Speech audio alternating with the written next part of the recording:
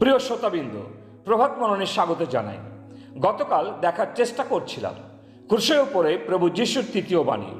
মাতা মরিয়ম যিশুর ক্রুশের নিকটে দাঁড়িয়েছিলেন, সেই কথা আমরা যোহনের 19 অধ্যায় 25 পদে পাঠ করি। এমন কোনো ব্যক্তি কি আছেন যে প্রভু যিশুর ওই দুঃখার্ত এবং মরিয়মের দুঃখার্ত মুহূর্তগুলোকে, সময় ও ঘণ্টাগুলোকে পরিমাপ করতে পারে?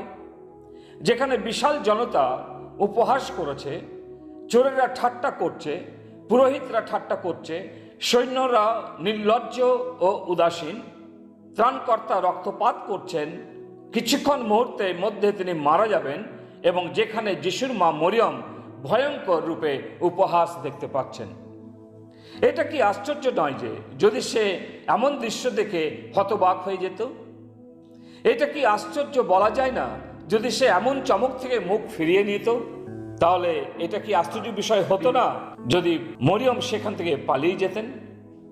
কিন্তু না, তিনি সেখান থেকে পালিয়ে যাননি, ভীত হননি, এমনকি দুঃখের জন্য মাটিতে পড়ে গড়াগড়িও দেননি, দুঃখ জাহির করেননি, কিন্তু শক্তভাবে ক্রুশের নিকটে দাঁড়িয়েছিলেন। তার কাজ ও মনোভাব অতুলনীয়। সমগ্র মানবজাতির ইতিহাসে মরিয়মের তুল্য কোনো মহিলা নেই। এটা কতই না চমৎকার এক সাহস! তিনি ক্রুশের নিকটে দাঁড়িয়ে, কি অসাধারণ দৃঢ়তা! সে তার দুঃখ দমন করে এবং সেখানে নীরব দাঁড়িয়ে থাকে। এটা কি প্রভুর প্রতি শ্রদ্ধা ছিল না, যা তাকে তার শেষ মুহূর্তগুলোকে বিরক্ত করা থেকে বিরত রেখেছিল? যোহনের 19 অধ্যায় 26 থেকে 27 পদে পড়ি, যিশু মাতাকে দেখিয়া এবং যাহাকে প্রেম করিতেন সেই শিষ্য নিকটে দাঁড়াইয়া আছেন দেখিয়া মাতাকে কহিলেন, হে নারী, ওই দেখো তোমার পুত্র। পরে তিনি ওই শিষ্যকে কহিলেন, ওই দেখো তোমার মাতা। তাহাতে সেই দণ্ড অবধি ওই শিষ্য তাহাকে আপন গৃহে লইয়া গেলেন। দ্বিতীয়ত, এখানে আমরা নিখুঁত মানুষটিকে দেখতে পাই, যিনি পিতামাতার সম্মান করার জন্য একটি আদর্শ স্থাপন করেছেন। প্রভু যিশু তার সিদ্ধতার প্রমাণ দেন যে ভাবে তিনি ঈশ্বর বা মানুষের প্রতি যে সম্পর্ক বজায় রেখেছিলেন, তার বাধ্যবাধকতা সম্পূর্ণরূপে পালন করেছেন। ক্রুশের উপরে মায়ের প্রতি তার স্নেহ ও যত্ন তথা কর্তব্য দেখিয়েছেন, এবং এর দ্বারা প্রভু যিশু প্রতিটি ছেলে ও মেয়েদের প্রতি এক আদর্শ স্থাপন করলেন যেন সেটার অনুকরণ করা হয়। তাদের শিক্ষা দিলেন কিভাবে মা বাবার প্রতি স্বাভাবিক ও অনুগ্রহের সাথে পালন করতে হয়। ঈশ্বরের অঙ্গুলি যে দুটি প্রস্তর ফলককে বাক্য লিপিবদ্ধ করেছেন সিনাই পর্বতে, সেটাকে কোনো কিছুর সাথে পরিবর্তন করা যায় না। যতদিন পর্যন্ত পৃথিবী থাকবে ওই কথাগুলো থাকবে। সেই প্রতিটি কথা নতুন নিয়মে শিক্ষারূপে দেখানো হয়েছে। যাত্রা পুস্তক 20 অধ্যায় 12 পদটিকে পুনরায় নতুন নিয়মে এফেসীয় তার 6 অধ্যায় প্রথম 2 পদে বর্ণনা করা হয়েছে। প্রভু যিশু এই প্রথম আজ্ঞা ভুলে যাননি, এমনকি যখন মৃত্যুবরণ করছেন সে সময়েও। কিন্তু বর্তমানে আমরা প্রায়ই শুনতে পাই ছেলে মেয়েরা মা বাবার প্রতি তাদের কর্তব্য পালন করতে ব্যর্থ হয়েছেন। অনেকে আবার মা বাবার জন্য বৃদ্ধাশ্রমের প্রয়োজন বোধ করছেন। অনেকে আবার বন্ধু বান্ধবদের কথা শুনেও বুঝতে পারা যায় যে তারা মা বাবাকে কিভাবে আশ্রমে পাঠিয়ে দিতে চাইছেন।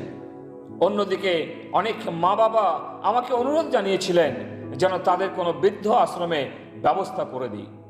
কিন্তু প্রভু যিশুর এক আদর্শ রাখলেন, মা বাবাকে অন্তর থেকে ভালোবাসলে কোনোদিনই অবহেলা ও কর্তব্য পালনে পিছপা হবেন না। মা বাবার প্রতি শ্রদ্ধা ভক্তি ও ভালোভাবে তত্ত্বাবধান করে দীর্ঘায়ু হওয়া যায় পৃথিবীর বুকে। মা বাবার প্রতি শ্রদ্ধা ও সম্মান বাধ্যতার থেকে অনেক ঊর্ধ্বে। যদিও বাধ্যতা প্রথম গুরুত্বপূর্ণ বিষয়। ছেলেমেয়েরা যখন বয়ঃপ্রাপ্ত হয়, যখন মনের বিকাশ ঘটে, তখন তারা নিজেদের উত্তরদায়িত্ব বুঝতে সক্ষম হয়। বয়স হয় যখন আর মা বাবার অধীনে থাকতে চান না, তথাপি দায়িত্ব থেকে দূরে যেতে পারেন না। মা বাবার যে ঋণ সেটা কোনোদিনই পরিশোধ করা যায় না। যে কাজটা সন্তানেরা করতে পারে সেটা হচ্ছে মা বাবাকে সম্মানের ও শ্রদ্ধার শিখরে বসাতে পারে। জীবনের শ্রেষ্ঠ স্থানটি মা বাবাকে দিতে পারে, তাদের ভক্তি ও সম্মান জানাতে পারে। এই দুইটি আমরা প্রভু যিশুর নিকটে শিক্ষা লাভ করতে পারি। প্রিয়, একটা প্রশ্ন করতে দেন, আপনার মা বাবা প্রতি আপনার সম্পর্ক কেমন? কতটা ভক্তি ও শ্রদ্ধা রয়েছে?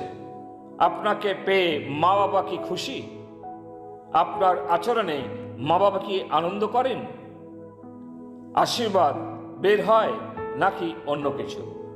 যিশুর প্রতি দৃষ্টিপাত করুন, যিনি আপনার সিদ্ধ আদর্শ। ঈশ্বর, তিনি এই বাক্যে আমাদের আশীর্বাদ করুন, সাহায্য করুন তার বাক্য অনুসরণ করতে। পিতা ঈশ্বর, আমরা তোমাকে ধন্যবাদ দিই। প্রভু যীশু খ্রিস্ট তিনি যে আদর্শ ক্রুশে করে দেখিয়েছেন, মায়ের প্রতি তার দায়িত্ব পালন করেছেন। প্রভু, সেই আদর্শকে অনুকরণ করতে আমাদের প্রত্যেক ভাই বোনেদের তুমি সাহায্য করো। যতদিন মা বাবা পৃথিবীতে থাকেন তাদের প্রতি যেন শ্রদ্ধা, ভক্তি, কর্তব্য আমরা ভুলে না যাই। তুমি দয়া করো। প্রার্থনা প্রভু যিশু নামে চাই, আমেন।